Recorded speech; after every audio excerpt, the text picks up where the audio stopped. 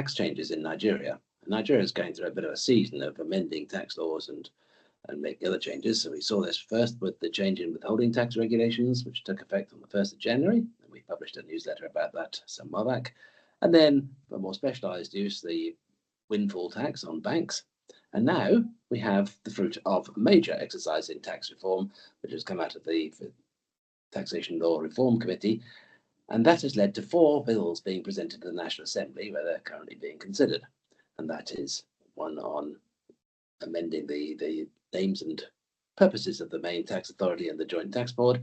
Then there's one on tax administration provisions, and then finally the big one on tax law reform and bring the various tax statutes all in one place. That's income tax, capital gains tax, value-added tax, stamp duty tax, excise duty tax, all sorts of things. So a very major piece of law and bringing quite sweeping changes. So this week in our newsletter, we will analyse this, and there are major changes which will affect almost every taxpayer in the country, both corporate and individuals, as well as changing rights. So there's some good things in there and some less good.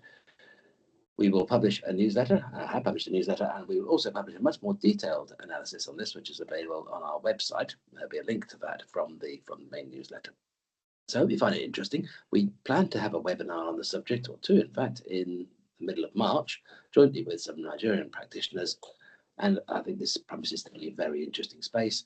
And that's a lot of ramifications, not all of which are welcome, but unfortunately tax law often isn't. So we look forward to engaging with you to discuss these further and helping you to navigate through these interesting times.